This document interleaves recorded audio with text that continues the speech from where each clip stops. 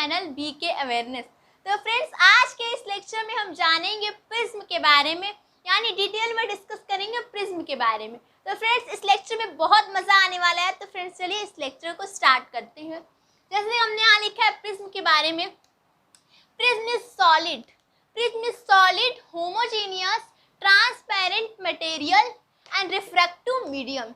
यानी जो प्रिज्म होता है वो सॉलिड होता है। देखिए सॉलिड होगा प्रिज्म, अब सॉलिड मतलब तो जानते ही होंगे। होमोजेनियस, इसका मतलब होगा कि प्रिज्म के हर जगह अंदर क्या होगा, रिफ्रैक्टिव इंडेक्स इक्वल एक जैसा होगा।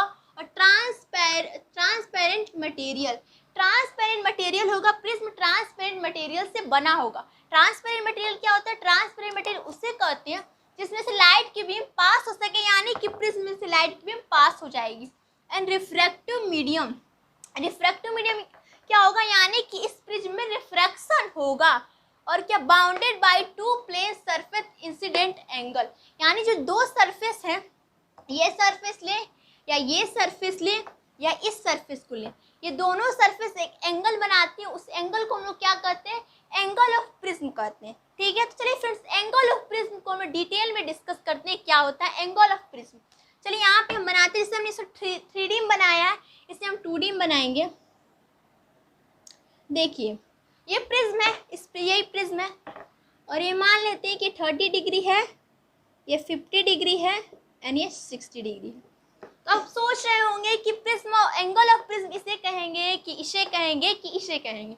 तो देखिए फ्रेंड्स, किसको कहेंगे एंगल ऑफ प्रिज्म, जब प्रकाश की रेज इस पर इंसिडेंट होगी, अगर इस सरफेस पे इंसिडेंट होगी और देखिए इस सरफेस से क्या होगी, रिफ्रैक्ट होंगी, यानी बाहर निकलेंगे। देखिए यहाँ पे जो प्रकाश की बीम का क्या रिफ्रैक्शन हुआ है उसके बारे में हम डिस्कस करेंगे, पर पहले देखिए जिस सरफेस पे प्रकाश की जो बीम इंसिडेंट होती है और जिस सरफेस से निकलती है, उन दोनों सरफेसों के बीच जो एंगल बनता है उस एंगल को लोग क्या कहते हैं, एंगल ऑफ प्रिज्म कहते हैं इस कंडीशन में। पर प्रकाश तो ऐसे भी जा सकती है, जब प्रकाश की बीम ऐसे इस सरफेस पे इंसिडेंट हो और इस सरफेस से निकले, उस टाइम हम लोग क्या एंगल ऑफ प्रिज्म इसको ना कह के इसको कहेंगे। ठीक है, और तीसरी कंडीशन में हो सकती है जब प्रकाश की रेज ऐसे जाए और निकल रिफ्रैक्टेड ऐसे हो, तो उस टाइम हम लोग जो एंगल ऑफ प्रिज्म इसको कहेंगे। यानी कि जिस सरफेस से प्रकाश की रेज, जिस सरफेस पर प्रकाश की रेज इंसिडेंट होती है और जिस सरफेस से प्रकाश की रेज रिफ्रैक्ट होती है, उन दोनों सरफेसों के बीच जो एंगल बनता है उस एंगल को उस कंडीशन में हम लोग कहते हैं क्या, एंगल ऑफ प्रिज्म कहते हैं। यानी कि अगर, ठीक है, एंगल ऑफ प्रिज्म कहते हैं, सॉरी। चलिए अब दूसरे टॉपिक चलते हैं, डेविएशन ऑफ एंगल के बाद, एंगल ऑफ डेविएशन। चलिए हम स्टार्ट करते हैं, अपने अगले टॉपिक की ओर चलते हैं। एंगल ऑफ डेविएशन के बारे में हम डिटेल में देखते हैं क्या होता है एंगल ऑफ डेविएशन। चलिए, एंगल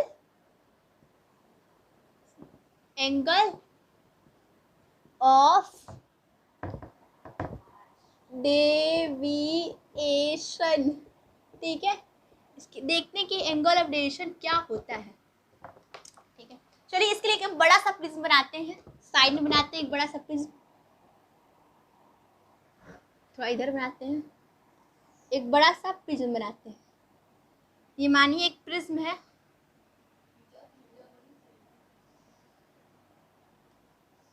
ठीक है, ये प्रिज्म है। ठीक है,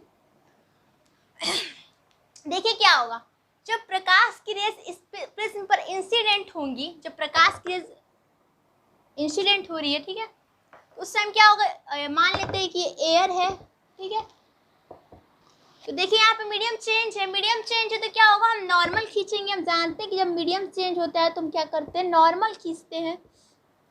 यहाँ पे हम एक नॉर्मल बनाएंगे। ठीक है, ये नॉर्मल है, और देखिए ये एयर है और ये क्या है, प्रिज्म है, यानी कि ये रेयर मीडियम है और ये डेंसर मीडियम है। और जब प्रकाश की रेज रेयर मीडियम से डेंसर मीडियम में जाती है तो क्या होता है, वो अपने नॉर्मल की तरफ झुक जाती है। ठीक है, तो प्रकाश क्या होगी, अपने नॉर्मल की तरफ झुक जाएगी, क्या होगी, झुक जाएगी। ठीक है, तो यहाँ पे झुक जाएगी तो क्या होगा, ये नॉर्मल, देखिए नॉर्मल है तो इधर नॉर्मल की तरफ झुक जाएगी।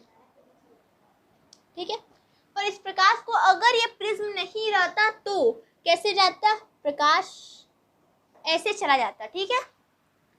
ये डॉटेड लाइन से हम इसको ड्रॉ कर देते हैं, ऐसे प्रकाश चला जाता। पर प्रिज्म होने के वजह से क्या होगा, प्रकाश थोड़ा सा डाइवर्ट हो जाएगा, ठीक है। और हम देखिए नॉर्मल है, और हम जानते हैं कि ये इंसिडेंट रे है, तो इंसिडेंट रे एंड नॉर्मल के बीच के बने एंगल को हम क्या कहते हैं, इंसिडेंट एंगल कहते हैं, जिसे हम इसे आई से डिनोट कर लेते हैं, ठीक है। और रिफ्रैक्टेड रे, ये देखिए रिफ्रैक्टेड रे है और ये नॉर्मल है, इन दोनों के बीच के बने एंगल को क्या कहेंगे, रिफ्रैक्टेड एंगल कहेंगे, और इसे हम R1 से यहाँ दिखाएंगे, ठीक है। और देखिए ये देखिए ये रे नहीं, हमने जब पीछे डॉटेड लाइन ड्रॉ की, ये लाइन और ये नॉर्मल, ये दोनों क्या है, ये दोनों वर्टिकली अपोजिट एंगल है, ये दोनों, ये और ये वर्टिकली अपोजिट एंगल। देखो ऐसे देखिए, वर्टिकली यानी शीर्षाभिमुख कोण है, तो ये आई है तो ये भी क्या होगा, आई होगा, ये आई, क्योंकि ये दोनों क्या है, शीर्षाभिमुख कोण यानी वर्टिकली अपोजिट एंगल है, ये आई हो गया। हम चलेंगे यहाँ पे, देखिए क्या होगा, यहाँ प्रकाश जब यहाँ जाएगा तो इस सरफेस के लिए इंसिडेंट रे का काम करेगा। और देखिए अब प्रकाश की रेस क्या प्रिज्म से एयर में जाएगी, यानी प्रकाश की रेस डेंसर मीडियम से रेयर मीडियम में जाएगी, यानी मीडियम चेंज हो गया। तो यहाँ पे भी एक नॉर्मल हम ड्रॉ करेंगे, चलिए यहाँ पे एक नॉर्मल ड्रॉ करते हैं, ये रहा नॉर्मल, ठीक है, ये नॉर्मल है। और हम जानते हैं कि जब प्रकाश की रेस डेंसर मीडियम से रेयर मीडियम में जाती है तो वो अपने अभिलंब से दूर हो जाती है, ठीक है। तो क्या ये अभिलंब है यानी नॉर्मल, तो नॉर्मल से क्या हो जाएगी, दूर हो जाएगी। नॉर्मल ये है तो इससे दूर हो जाएगी, तो इधर चली जाएगी, ठीक है, प्रकाश की रेस, ठीक है, प्रकाश की रेस इधर चली जाएगी। और यहाँ पे देखिए ये क्या इंसिडेंट रे है इस सरफेस के लिए, तो इंसिडेंट रे एंड नॉर्मल के बीच बने एंगल को क्या कहेंगे, इंसिडेंट एंगल कहेंगे। तो यहाँ पे इंसिडेंट एंगल फिर से बनेगा, और इसको हम क्या करेंगे, इसको हम R2 लिख देते हैं इस टाइम, ठीक है। और जो नॉर्मल है और रिफ्रैक्टेड रे है, इन दोनों के बीच के बने एंगल को क्या कहेंगे, रिफ्रैक्टेड एंगल कहेंगे, जिसे हम E यहाँ लिख देते हैं, ठीक है।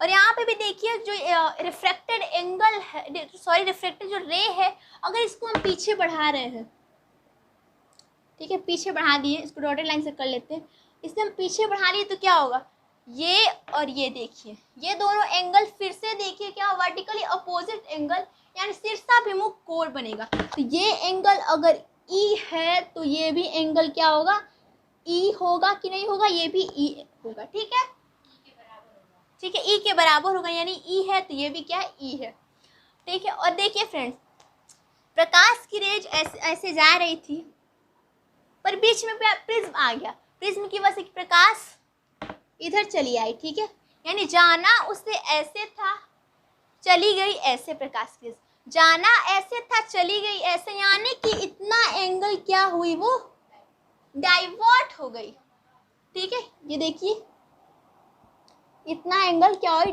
डाइवर्ट हो गई, जितना एंगल डाइवर्ट हो गई इसी को तो कहते हैं एंगल ऑफ डेविएशन, यानी क्या है, यही है एंगल ऑफ डेविएशन, ठीक है। और इसे हम डेल से डिनोट करते हैं। और चलिए फ्रेंड्स, इस एंगल ऑफ डेविएशन का मान निकालते, इसकी वैल्यू निकालते हैं, ठीक है, एंगल ऑफ डेविएशन की वैल्यू निकालते हैं। देखिए फ्रेंड्स, ये हमने आपको बताया था, अभी पीछे बताया कि प्रकाश जिस सरफेस पे टकराती है और जिस सरफेस से रिफ्रैक्ट होती है, उन दोनों सरफेसों के से जो बना एंगल होता है उसको हम क्या कहते हैं, जो बना एंगल होता है उसको हम कहते हैं एंगल ऑफ प्रिज्म। इसे हम ए से यहाँ डिनोट करेंगे, और ये क्या है, एंगल ऑफ प्रिज्म है, ठीक है। तो ये एंगल ऑफ प्रिज्म है और हमने सब बता दिया। और चलिए अब निकालते हैं एंगल ऑफ डेविएशन निकालते हैं। तो इसको निकालने के लिए देखिए, इन दोनों रे को हम पीछे अगर मिला रहे हैं तो ये एंगल कितना होगा, पर चलिए देखते हैं ये एंगल कितना होगा। तो चलिए इसको हम मान लेते हैं, इस पॉइंट को हम ए मान लेते हैं और इस पॉइंट को हम बी मान लेते हैं, इस पॉइंट को हम सी मान लेते हैं। तो ट्राइंगल ए बी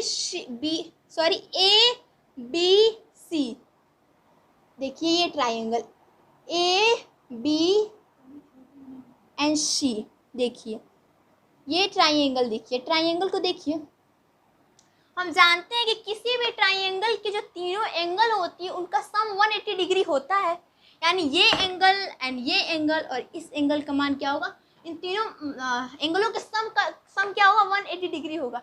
तो हमने पता है कि ये हमें पता है कि ये R1 है और ये एंगल क्या है, R2 है। तो ये एंगल कितना होगा, ये एंगल कितना हो, ये एंगल होगा 180 degree minus R1 plus R2, ये हो जाएगा ये एंगल। हमने ये एंगल पता कर लिया। अब हम चलते हैं, ये एंगल मेरे पास, अब हम चलते हैं, इसको हम मान लेते हैं ए क्वाड, इसको डी मान लेते हैं और हम चलते हैं चतुर्भुज डी यानी क्वाड्रिलेटरल यानी चतुर्भुज डी ए और ये है क्या सी बी, ध्यान से देखिएगा, और ये क्या है बी से डी। जो ये चतुर्भुज है यानी क्वाड्रिलेटरल जो ये है, इसमें हम जानते हैं कि किसी भी क्वाड्रिलेटरल जो होता है उसके जो अंदर की जो चारों एंगल होती है उनका सम क्या होता है, 360 होता है, 360 डिग्री होता है, ठीक है। यानी कि ये एंगल और ये एंगल, ये एंगल और ये एंगल का योग क्या होगा, 360 डिग्री होगा, ठीक है। तो चलिए, और हम चलिए, ये तो हमें पता है कि ये क्या एंगल ऑफ प्रिज्म है और इसकी भी वैल्यू हमें निकालनी। अब चलिए हम इसकी वैल्यू निकालते हैं। तो इसकी वैल्यू देखिए नॉर्मल है, ये नॉर्मल है और ये क्या, ये सरफेस है। तो सरफेस में नॉर्मल क्या होता है, परपेंडिकुलर होता है, यानी कि ये 90 डिग्री है, ठीक है। और ये क्या है, ये भी 90 डिग्री है, ठीक है, क्योंकि ये भी सरफेस है और ये भी क्या है, नॉर्मल है, तो ये भी 90 डिग्री हुई। यानी कि अब चलिए हम चारों एंगल को क्या करते हैं, सम करते हैं। चारों एंगल को सम करेंगे तो जानते हैं कि एंगल ए प्लस ये एंगल, देखते हैं ये एंगल प्लस ये एंगल 90 डिग्री प्लस ये देखते हैं, पहले लिख लेते हैं 90 डिग्री, और देखिए यहाँ पे अब लिख लेते हैं क्या, 180 degree minus R1 plus R2, ठीक है, इज इक्वल टू क्या होगा, 360 डिग्री होगा, ठीक है। तो चलिए फ्रेंड्स देखिए, ये 90 डिग्री है, ये 90 डिग्री है, ये 90 डिग्री है, ये 180 डिग्री है। इन तीनों को सम करेंगे तो क्या आएगा, 360 डिग्री आएगा। तो ये तीनों इससे कैंसिल हो जाएंगे। तो जो एंगल ए आएगा वो क्या आएगा, इसको उस साइड करेंगे तो R1 प्लस R2, ठीक है। इसको हम इक्वेशन नंबर 1 लिख लेते हैं और हम चलते हैं। अब हमें निकालना क्या है, एंगल ऑफ डेविएशन, यानी कि इसको हम देखते हैं, अब इससे निकालते हैं और इसको हम यहाँ पे रख लेते हैं, इसका काम अब पड़ेगा इसका, तो ठीक है, इसको चलिए देखते हैं। यही है क्या, एंगल ऑफ डेविएशन, और इसी को हमें निकालना है। तो चलिए अब देखते हैं, इसको यहाँ O मान लेते हैं इस पॉइंट को, और अब चलो देखते हैं इस ट्राइंगल में O A and B, O A B, ठीक है। तो आपको दिख रहा हो कि O A B का जो ये डेल है क्या है, एक्सटीरियर एंगल यानी बहिष्ठ कोण है। और हम जानते हैं कि जो बहिष्ठ कोण होता है वो अंदर के दूर के अंदर के इंटीरियर एंगल के सम के इक्वल होता है। यानी कि जो ये डेल होगा वो इस एंगल और इस एंगल और इस एंगल के सम के क्या होगा, इक्वल होगा। तो चलिए फ्रेंड्स हम क्या करते हैं, इस एंगल और इस एंगल को पहले निकालते हैं कि ये एंगल क्या होगा। तो चलिए इस एंगल को निकालने के लिए हम जानते हैं, हमने आपको अभी बताया कि ये देखिए, ये वाला देखिए, ये दोनों देखिए, ये आई है क्योंकि इसके क्या है, शीर्षाभिमुख कोण है, यानी वर्टिकली अपोजिट एंगल है। तो ये आई है तो ये आई होगा, और ये हमने ये बताया कि आर है। तो अगर हम R1 है तो अगर हम आई में से R1 निकाल दें, माइनस कर दें, तो हमें ये एंगल पता चल जाएगा जो हमें एंगल यहाँ पे निकालना है। तो चलिए क्या करते हैं, एंगल को आई में से R1 को क्या करते हैं, माइनस करते हैं, तो ये एंगल हमें पता चल जाएगा। तो ये एंगल क्या होगा, ये एंगल होगा आई माइनस R1, ठीक है, ये एंगल हमें पता चल गया। अब चलते हैं इस एंगल को निकालते हैं। तो इस एंगल में सेम प्रोसेस करेंगे। हम जानते हैं कि ये जो एंगल है इस एंगल का क्या है, वर्टिकली अपोजिट एंगल है, यानी शीर्षाभिमुख कोण है। तो ये एंगल अगर ई है तो ये भी एंगल क्या होगी, ई होगी। और ये एंगल R2 है। तो अगर ई में से हम R2 निकाल दें, माइनस कर दें, तो हमें ये छोटा जो ये एंगल है, ये एंगल हमें क्या मिल जाएगा, जिससे हमें क्या निकालना है। तो ये एंगल क्या होगा, ये एंगल E माइनस R2। ठीक है, हमें ये एंगल और ये एंगल मिल गया। अब इन दोनों एंगल को अगर हम सम कर दे तो वो किसके इक्वल हो जाएगा, वो डेल के इक्वल हो जाएगा, क्योंकि डेल इस ट्राइंगल का एक्सटीरियर एंगल है। ठीक है, तो चलिए चलते हैं ट्राइंगल ओ ए, ये बी है। ठीक है, ओ ए बी में चलते हैं। In triangle O A B, in triangle O A B. ठीक है, तो डेल क्या होगा, डेल इज इक्वल टू होगा ये एंगल प्लस ये एंगल। ये एंगल क्या है, I माइनस R1। तो I minus R1 plus E minus R2। ठीक है, इसके इक्वल हो जाएगा। तो चलिए एक काम करते हैं, E को इधर लाते हैं। ठीक है, तो I प्लस E, और इसको क्या करते हैं, माइनस कॉमन ले लेंगे, तो R1 प्लस R2। ठीक है, हमने यहाँ दोनों माइनस कॉमन लेके यहाँ पे लिख दिया। ठीक है, हो गया। और हमने अभी इसकी वैल्यू ऊपर क्या निकाली, इक्वेशन 1 में देखिए, इक्वेशन 1 में हमने R1 प्लस R2 की वैल्यू क्या है, एंगल ए है। यानी कि हम यहाँ पे लिखेंगे